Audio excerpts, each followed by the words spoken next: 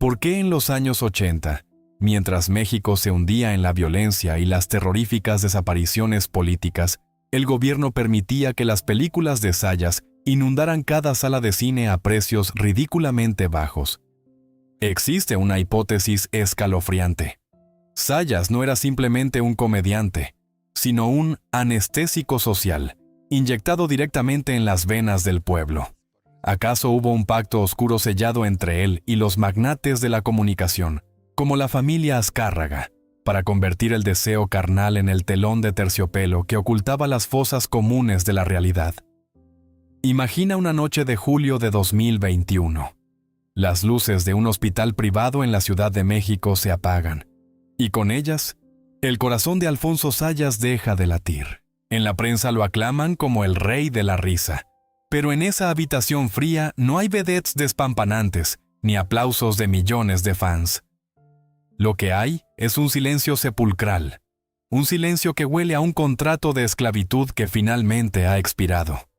Muchos creen que la vida de Zayas fue una fiesta interminable, pero si observamos a las mujeres que pasaron por su vida, desde Sasha Montenegro hasta Maribel Guardia, notarás un patrón inquietante. No eran solo coprotagonistas, eran armas utilizadas para consolidar un imperio de poder machista.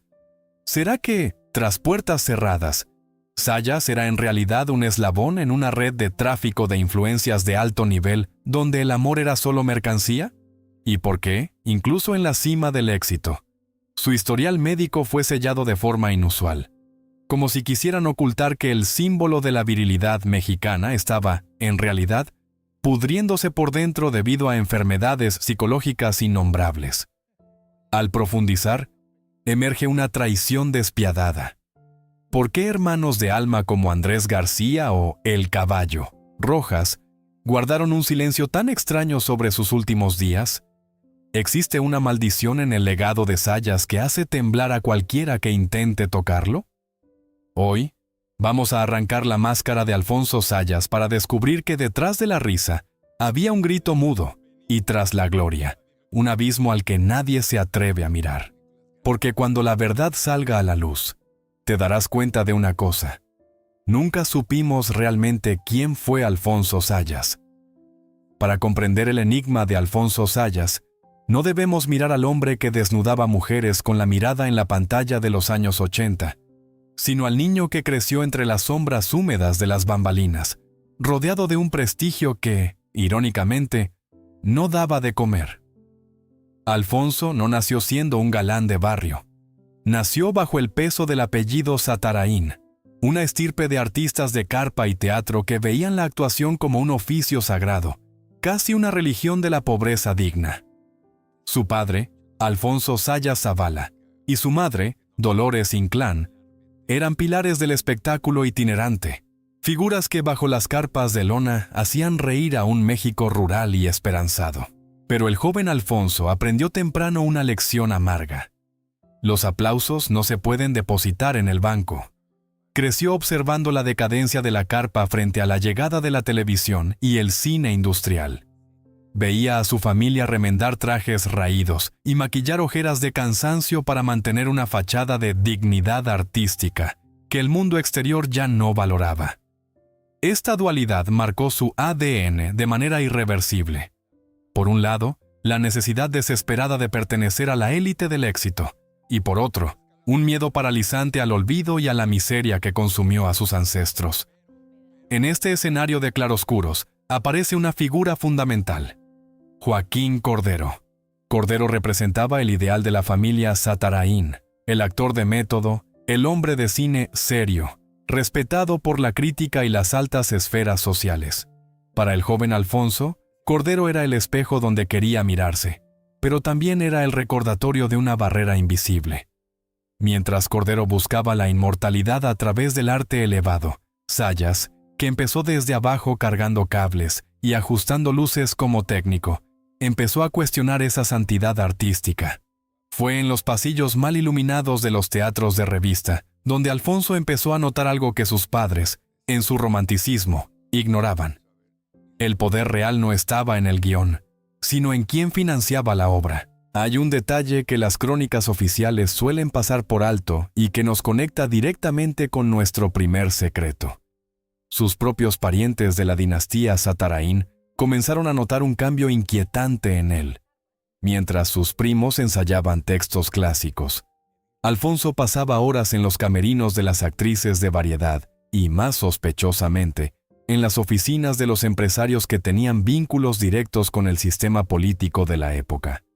Se movía con una fluidez social impropia de un simple técnico de luces. ¿Qué buscaba realmente el joven Zayas en esos círculos de poder incipiente? Algunos rumores, susurrados décadas después por antiguos tramoyistas, sugieren que Alfonso entendió muy pronto que su ascenso no vendría de su capacidad para interpretar a Shakespeare, sino de su habilidad para ser útil. Se dice que en esos años de formación, Zayas fue testigo de reuniones privadas donde se decidía qué tipo de contenido debía consumir el pueblo para mantenerlo dócil. Aquí es donde la figura de Andrés García, aunque todavía joven, empezaba a proyectar la sombra del macho alfa que el cine mexicano demandaría. Pero Zayas no tenía el físico de García. Él tenía que ofrecer algo más: la complicidad. La transformación de Alfonso de un técnico humilde a una promesa del espectáculo no fue un salto de fe, sino una maniobra calculada. Empezó a dejar atrás el apellido Zatarain, que olía a incienso y teatro viejo, para adoptar el nombre que se convertiría en marca: Zayas. Era el inicio de una metamorfosis hacia el peladito moderno. El hombre que no necesitaba ser guapo porque tenía la palabra rápida y el doble sentido como arma de distracción masiva. Sin embargo, este cambio de piel trajo consigo una fractura familiar silenciosa. Los Zatarain lo veían como alguien que estaba vendiendo su herencia por un plato de lentejas, o peor aún, por una posición en un esquema de control social que ellos no alcanzaban a comprender. Es imposible no preguntarse: ¿fue en esos años de hambre y cables donde Alfonso vendió su alma por primera vez? Existe la sospecha de que su entrada oficial al cine de bajo presupuesto no fue el resultado de un casting afortunado, sino de un favor cobrado en las altas esferas. Se necesitaba a alguien que pudiera conectar con la clase trabajadora, alguien que hablara su lenguaje pero que, al mismo tiempo, los mantuviera ocupados en la risa fácil, mientras el país se transformaba en un tablero de ajedrez para el autoritarismo. Zayas aceptó el reto. Dejó de mirar a Joaquín Cordero con admiración y empezó a mirarlo con lástima. Cordero tendría el respeto, pero Zayas tendría el control sobre la psique de millones. Estaba aprendiendo a ser el hombre que el sistema necesitaba. Un bufón con acceso a los secretos de las alcobas del poder. Un hombre que reiría para no llorar. Pero sobre todo, un hombre que haría reír a otros para que nunca se atrevieran a preguntar qué estaba pasando fuera de la sala de cine. El anestésico social ya no era solo una idea. Tenía rostro, tenía voz y estaba a punto de convertirse en el rey de una nación que prefería mirar un escote antes que una fosa común. Alfonso Zayas no solo estaba naciendo como actor, estaba naciendo como el primer gran cómplice de una era de sombras. Y mientras su nombre subía en los carteles de los teatros de revista, el niño de los Zatarain moría un poco cada día, dejando paso a un mito construido sobre verdades a medias y silencios pactados en la oscuridad de los camerinos. La función apenas comenzaba, y el precio que Alfonso pagaría por ese primer acto de ambición sería mucho más alto de lo que cualquier contrato cinematográfico podría reflejar. El ascenso de Alfonso Zayas al trono del cine de ficheras no fue un accidente cinematográfico, fue una operación de ingeniería social perfectamente ejecutada. Para finales de los años 70 y principios de los 80, México era una olla a presión. La economía se desmoronaba bajo el peso de la deuda, y el sistema político, liderado por el PRI, enfrentaba una crisis de legitimidad sin precedentes. En este caldo de cultivo, el cine de ficheras, o sexicomedia, emergió no como una expresión artística, sino como una válvula de escape necesaria. Y en el centro de ese universo de luces de neón, plumas de vedettes y diálogos de doble sentido, estaba él. Pero, ¿Cómo es que un hombre de baja estatura, con un rostro que cualquier vecino podría tener y un físico que distaba mucho de los cánones de Hollywood, se convirtió en el imán de taquilla más poderoso del país? Aquí es donde el análisis se vuelve oscuro. Alfonso Zayas no competía con los galanes de la época, él los anulaba. Mientras figuras como Andrés García o Jorge Rivero representaban un ideal de masculinidad inalcanzable, Zayas representaba al mexicano común, el peladito, que a pesar de no tener dinero ni linaje, lograba conquistar a las mujeres más bellas de la nación. Esta era la droga perfecta para un pueblo humillado por la inflación. Pero detrás de esta imagen de éxito popular, se escondía una estructura de poder que pocos se atrevían a cuestionar. La industria del cine de ficheras estaba controlada por un puñado de productores y exhibidores que tenían una línea directa con el poder gubernamental. Se dice que en las oficinas de Televisa, bajo la mirada de El Tigre Azcárraga, se entendió que Zayas era el vehículo ideal para un experimento de distracción masiva. Mientras los noticieros ocultaban las devaluaciones y la represión política, las pantallas de cine se llenaban con las aventuras de Zayas en cabarets y hoteles de paso. Era un intercambio silencioso. El sistema le otorgaba a Zayas una protección y una exposición mediática sin precedentes, y a cambio, él mantenía a la masa hipnotizada con el albureo y el erotismo barato. En esta etapa de su carrera, Zayas se rodeó de una constelación de mujeres que eran mucho más que simples coestrellas. Sasha Montenegro, la mujer que más tarde se convertiría en la esposa de un presidente de México, fue una de sus compañeras recurrentes. La conexión entre el set de filmación de Zayas y Los Pinos, la entonces residencia presidencial, no era una línea recta, sino un laberinto de favores. ¿Eran estas películas solo entretenimiento o eran el terreno donde se cerraban tratos de alto nivel? La presencia de figuras como Maribel Guardia o Lin May en sus películas no solo aportaba belleza, aportaba una validación de poder. Zayas era el macho alfa por decreto, el hombre que servía de puente entre el bajo mundo del espectáculo y la alta esfera del poder político. Sin embargo, el imperio de Zayas tenía grietas que el maquillaje no podía ocultar. A pesar de generar millones de pesos, bolsas de dinero en efectivo que, según cuentan antiguos asistentes de producción, se entregaban directamente en los camerinos, Zayas siempre mantuvo una actitud de austeridad sospechosa. ¿A dónde iba realmente ese dinero? Aquí surge uno de los puntos más críticos de nuestra investigación: la sombra del lavado de dinero. En un México donde los bancos estaban bajo estricta vigilancia, los cines de barrio, con sus entradas pagadas en efectivo por miles de obreros cada noche, eran el lugar perfecto para limpiar capitales de origen dudoso. Zayas, consciente o no, se convirtió en el rostro de una lavandería financiera que funcionaba las 24 horas. Su relación con sus colegas también empezó a transformarse. Alberto Rojas, el Caballo, su eterno competidor en el género, compartía con él los reflectores, pero no los secretos. Se rumoreaba que entre ellos existía un pacto de no agresión impuesto desde arriba. Cada uno tenía su territorio y su tipo de audiencia. Pero Zayas siempre tenía la ventaja. Él era el favorito de los productores que cenaban con ministros. Esta protección inusual lo hacía intocable, pero también lo hacía prisionero. Zayas no podía dejar de filmar. Llegó a rodar hasta 10 películas por año, una carga de trabajo inhumana que empezó a pasarle factura. Bajo la superficie de la risa y el doble sentido, Zayas comenzó a mostrar signos de un desgaste que nadie quería ver. El hombre que en pantalla parecía tener una energía inagotable para el sexo y el alcohol, fuera de ella empezaba a ser un fantasma. Se dice que en los sets de grabación, la tensión era palpable cuando las cámaras se apagaban. Zayas comenzó a aislarse, rodeándose de un círculo de seguridad que impedía que incluso sus amigos más cercanos se acercaran demasiado. Tenía miedo de que se descubriera que el rey de la virilidad era en realidad un hombre agotado, consumido por un sistema que lo utilizaba como un objeto más de consumo. El cine de ficheras alcanzó su cenit, y con él, La influencia de Zayas llegó a rincones impensables. No había un solo rincón de México donde su voz no fuera reconocida. Pero este poder tenía un precio: la deshumanización total. Alfonso Zayas ya no era un actor, era una propiedad del Estado mexicano, una herramienta de control social que funcionaba mejor que cualquier discurso político.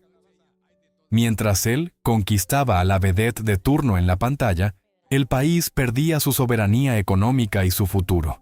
¿Fue Zayas consciente de que su éxito era el opio de su propio pueblo? ¿O fue simplemente un hombre que, huyendo de la pobreza de los Ataraín, terminó atrapado en una jaula de oro construida con la vulgaridad y el silencio? Lo cierto es que, en la cima de su imperio, Zayas era el hombre más visible de México, y al mismo tiempo, el más desconocido. Las luces de los cabarets cinematográficos brillaban con una intensidad cegadora, impidiendo ver las sombras que se alargaban detrás de él, sombras que incluían pactos con la censura y una lealtad ciega a una maquinaria política que, eventualmente, lo desecharía cuando ya no fuera útil. El imperio estaba construido sobre arena, y la marea de la modernidad estaba por llegar. Todo imperio construido sobre las cenizas de una crisis tiene una fecha de caducidad sellada por aquellos que lo financiaron. Para Alfonso Zayas, el principio del fin no llegó con un escándalo estruendoso, sino con el frío silencio de los despachos corporativos y un cambio de frecuencia en la señal nacional. A principios de los años 90, el México que lo había coronado como su bufón sagrado estaba mutando. El Tratado de Libre Comercio estaba a la vuelta de la esquina y el país necesitaba desesperadamente proyectar una imagen de modernidad y pulcritud hacia el exterior. El peladito de lenguaje soez y las ficheras de lentejuelas ya no encajaban en la nueva narrativa del primer mundo. De la noche a la mañana, el anestésico social que Zayas representaba se volvió un estorbo para el mismo sistema que lo había inyectado. El evento disparador de su tragedia personal y profesional fue la privatización de la televisión y el ascenso imparable de los gigantes de la comunicación, que decidieron limpiar la pantalla. Se dice que en las oficinas de los altos ejecutivos de Televisa, el nombre de Zayas pasó de ser sinónimo de rentabilidad a ser una mancha que debía borrarse. La orden fue implícita pero letal. El cine de ficheras debía morir para dar paso a las telenovelas de exportación, donde la pobreza era romántica y no vulgar. Zayas, que había rodado cientos de películas bajo el cobijo de una censura cómplice, se encontró de pronto con que las puertas de los grandes estudios se cerraban. Pero el verdadero golpe no fue económico, fue la traición de su propia imagen. En este punto de quiebre, aparece un personaje secundario, cuya presencia es tan reveladora como dolorosa: Andrés García. Mientras Andrés lograba transicionar hacia el papel de galán maduro en las telenovelas, manteniendo su estatus de poder y virilidad, Zayas quedó atrapado en una caricatura de sí mismo. La industria que lo había utilizado para controlar a las masas ahora lo señalaba como el responsable de la decadencia cultural de México. Fue una maniobra de distracción magistral, culpar al actor por el contenido que el propio Estado había fomentado durante décadas. Zayas empezó a ver cómo sus contratos se desvanecían y cómo sus amigos de las altas esferas, aquellos con los que supuestamente compartía secretos en los camerinos de los años 80, dejaban de tomarle las llamadas. Sin embargo, hay un suceso mucho más oscuro que los biógrafos suelen tratar como una anécdota de salud, pero que en esta investigación brilla como una señal de advertencia. A mediados de los 90, Zayas sufrió un colapso que fue reportado vagamente por la prensa como agotamiento. Pero, ¿fue realmente agotamiento físico? ¿O fue el peso de un secreto que empezaban a asfixiarlo? Se rumorea que en esos días de crisis, Zayas intentó recuperar parte del dinero que supuestamente había invertido en esquemas de producción vinculados a figuras políticas, solo para descubrir que ese dinero nunca había estado a su nombre. El rey de la taquilla descubrió que era, en realidad, un indigente con traje de seda. Su fortuna, esa que se contaba en efectivo en los cabarets, se había esfumado en la misma red de corrupción que lo había encumbrado. La caída se aceleró cuando la salud de Alfonso comenzó a deteriorarse de una manera que la industria no podía perdonar. En un negocio que vive de la apariencia de vigor, un Zayas envejecido y con la mirada cansada ya no servía para el albureo. Lo que antes era picardía, ahora se sentía como una nostalgia patética. Sus apariciones en programas de variedades de bajo presupuesto, como los de Raúl Velasco, empezaron a mostrar a un hombre que parecía estar pidiendo perdón con la mirada. La humillación era pública. El hombre que había tenido a las mujeres más bellas de México a sus pies, ahora tenía que mendigar minutos de aire para contar chistes que ya nadie quería escuchar. Pero el golpe definitivo vino desde el interior de su propia corte. Los productores que se habían enriquecido a su costa, aquellos que sabían perfectamente qué se ocultaba detrás de las cámaras del cine de ficheras, decidieron que Zayas era un cabo suelto peligroso. Se dice que hubo una reunión privada donde se le sugirió un retiro digno a cambio de su silencio perpetuo sobre los manejos financieros de la época de oro del cine de cabaret. Fue en ese momento cuando el velo se rasgó por completo. Zayas no solo estaba perdiendo su carrera, estaba siendo desterrado de su propio mito. El evento disparador no fue una sola acción, sino la comprensión de que él nunca fue el dueño del imperio, sino simplemente el guardián de una puerta que ahora se cerraba con llave desde el otro lado. Zayas se hundió en una fase de introspección forzada, donde las sombras de sus excesos pasados empezaron a materializarse. El hombre que había sido el centro de todas las fiestas se encontró en una casa que se sentía demasiado grande y demasiado vacía. La tragedia privada de la que hablamos al inicio comenzó aquí, en el silencio de una carrera que se apagaba mientras el país que él ayudó a anestesiar despertaba a una realidad de violencia aún más cruda, una realidad que ya no necesitaba de sus chistes para ser ignorada. Alfonso Zayas, el hombre que lo tuvo todo, empezaba a entender que el precio de su fama había sido la entrega total de su identidad a un sistema que no tiene memoria, solo intereses.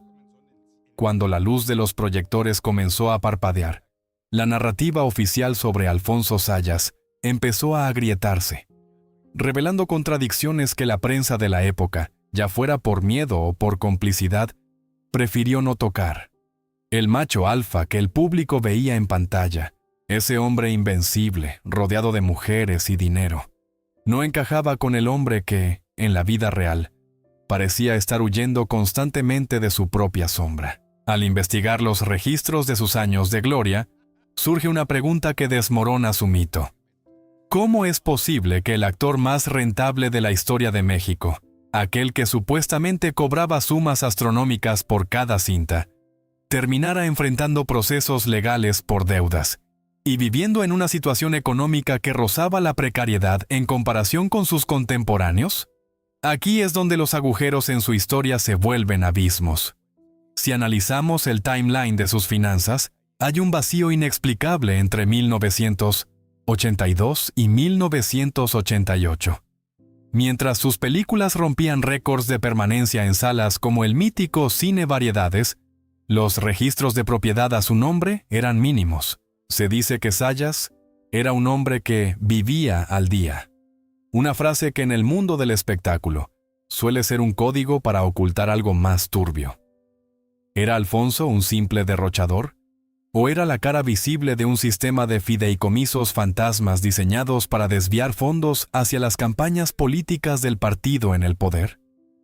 Algunos extrabajadores de producción mencionan, bajo condición de anonimato, que Zayas firmaba contratos dobles, uno por una cifra modesta para el sindicato y otro, en lo oscurito, cuyos beneficios nunca llegaban realmente a sus manos, sino a cuentas que él no controlaba.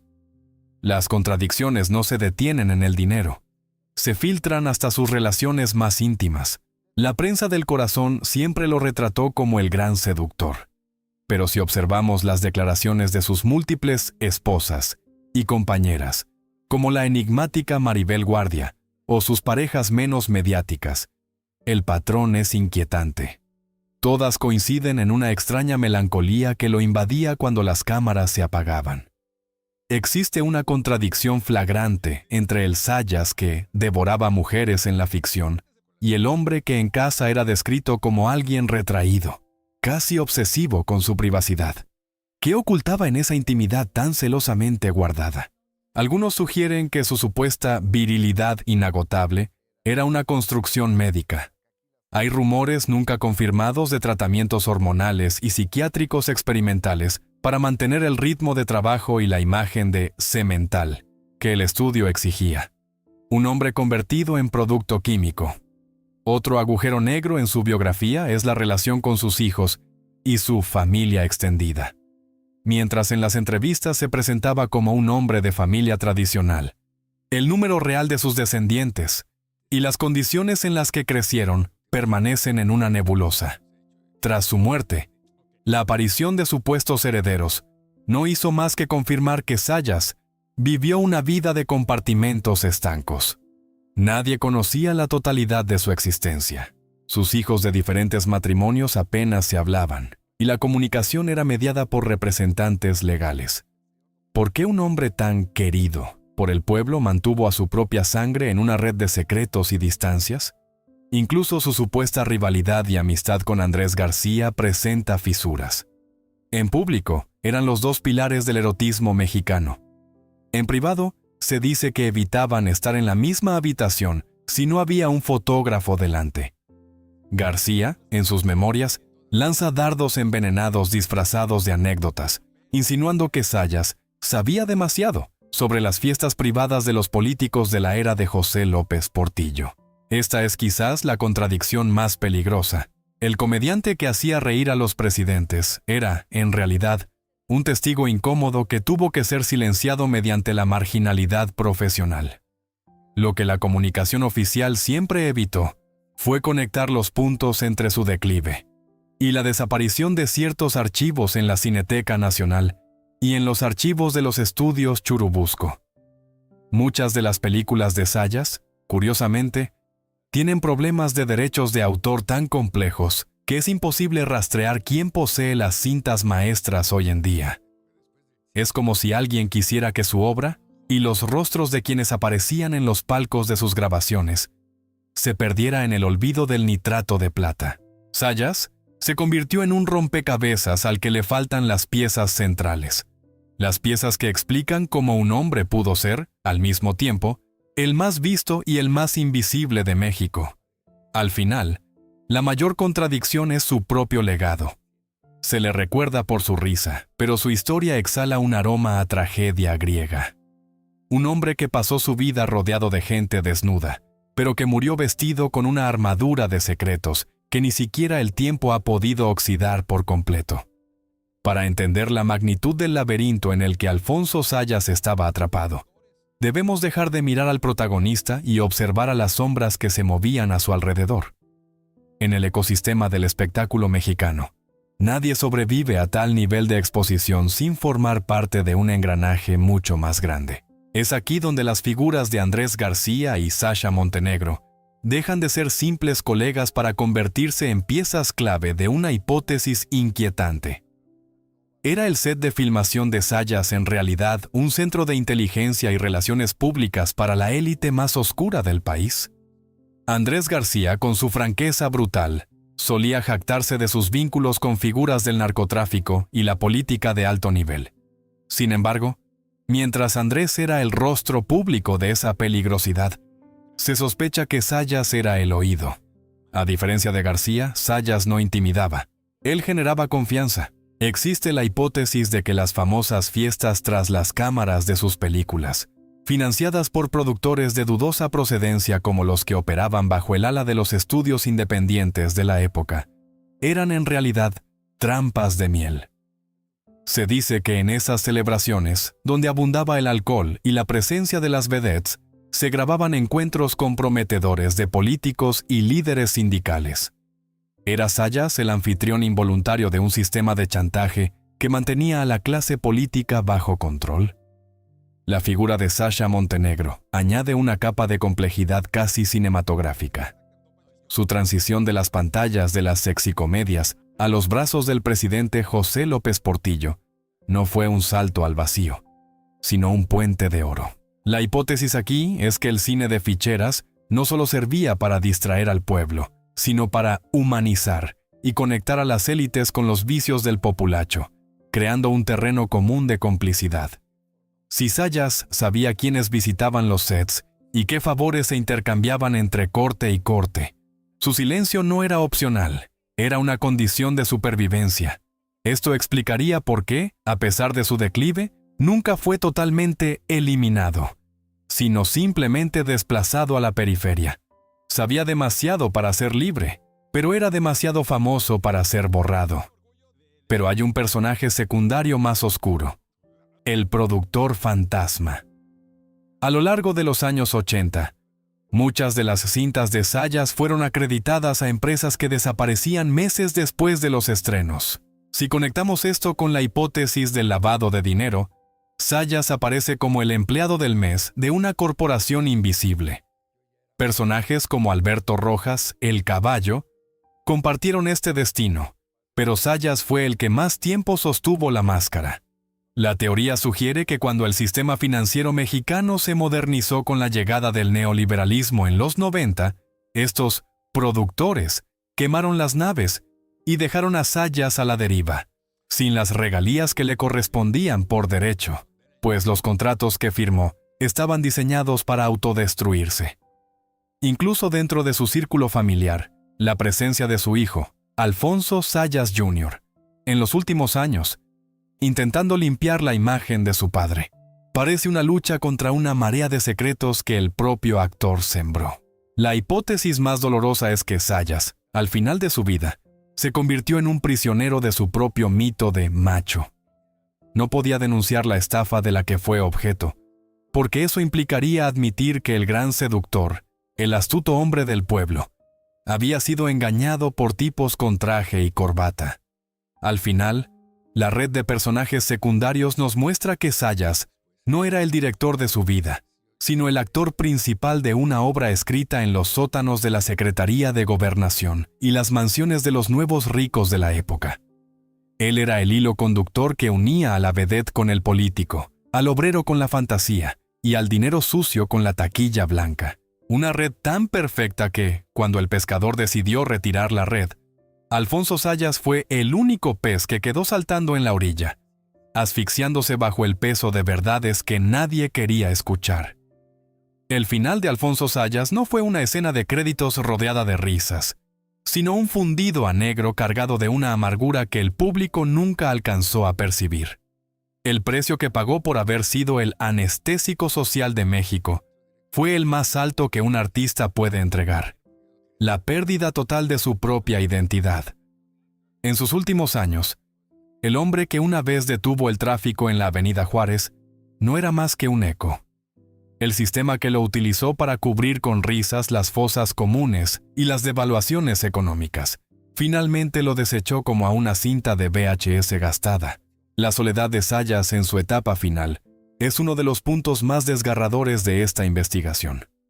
Se dice que el hombre que había dormido con las mujeres más deseadas de la nación pasaba sus tardes en una rutina casi monacal, alejado de los reflectores que tanto lo habían quemado. Pero lo más inquietante son las preguntas que quedaron flotando en el aire tras su último suspiro en aquel hospital de la Ciudad de México. ¿Dónde quedó la fortuna de un hombre que filmó más de 170 películas? Los registros financieros son un laberinto sin salida. El dinero que debió asegurar el futuro de su estirpe parece haberse disuelto en la misma red de empresas fantasma y favores políticos que mencionamos anteriormente.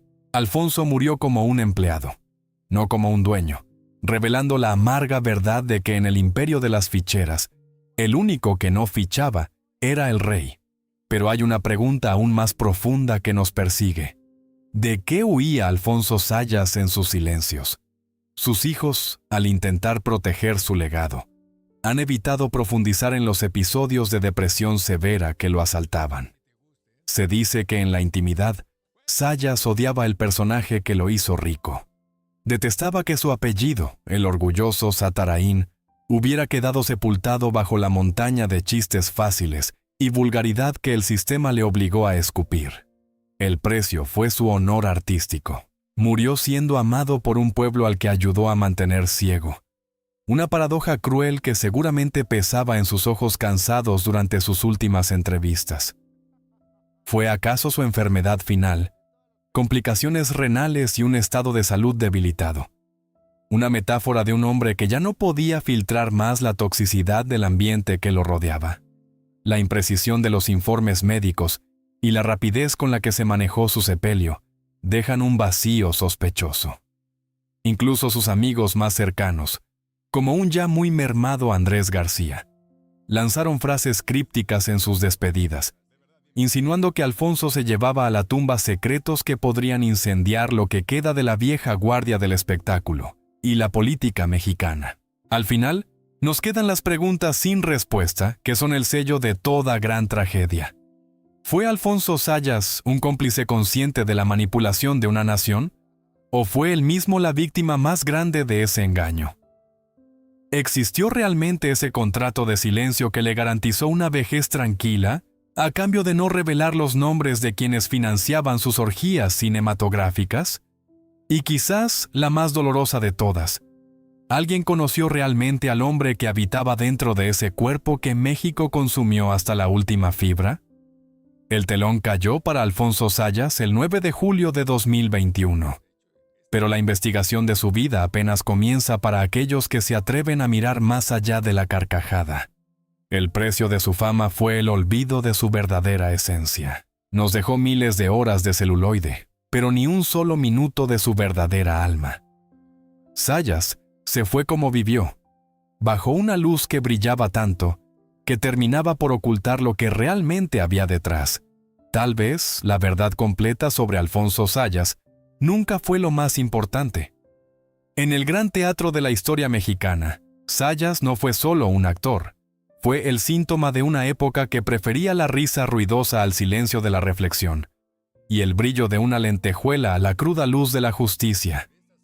Al final de este recorrido por las sombras de su vida, nos queda una imagen que se desvanece, la de un hombre que entregó su nombre y su linaje para convertirse en el espejo donde una nación herida decidió mirar sus propios vicios. Nos despedimos de esta investigación con una certeza inquietante. Alfonso Zayas cumplió su contrato hasta el último día. Fue el anestésico perfecto para un México que necesitaba desesperadamente no sentir el dolor de sus propias crisis. Pero al cerrar este expediente, no podemos evitar mirar atrás hacia esos rípidos cortes de edición y esas risas grabadas, y preguntarnos, ¿quién fue realmente el engañado? ¿Fue Zayas, que murió creyéndose el dueño de un imperio que nunca le perteneció? ¿O fuimos nosotros, el público, que aceptamos el regalo de la vulgaridad para no tener que enfrentar la oscuridad que crecía fuera de las salas de cine? La figura de Zayas se queda ahí, suspendida en el nitrato de plata, atrapada entre el amor ciego de un pueblo que lo hizo su ídolo y el desprecio de una élite que lo usó como una herramienta de desvío de atención. Sus secretos financieros, sus nexos con el poder y sus heridas emocionales seguirán siendo parte de esa mitología urbana de un México que ya no existe, pero cuyas sombras aún nos alcanzan. Zayas se fue en silencio, dejando un legado de carcajadas que hoy suenan extrañamente huecas.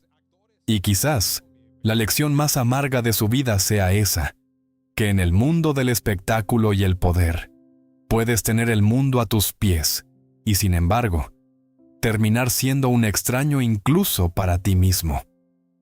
Alfonso Zayas, el hombre que nos hizo reír para que no pudiéramos gritar, se ha llevado las respuestas con él. Queda en nosotros decidir si lo recordaremos como el rey de la picardía o como la víctima más trágica de un sistema que perfeccionó el arte de ocultar la verdad detrás de un chiste. Porque al final, cuando las luces de la sala se encienden y la pantalla se queda en blanco, la única pregunta que importa es la que nos hacemos en el silencio de la salida. ¿Qué fue lo que realmente vimos? Tal vez, la verdad nunca fue lo más importante. Tal vez, solo necesitábamos la risa para sobrevivir a la noche.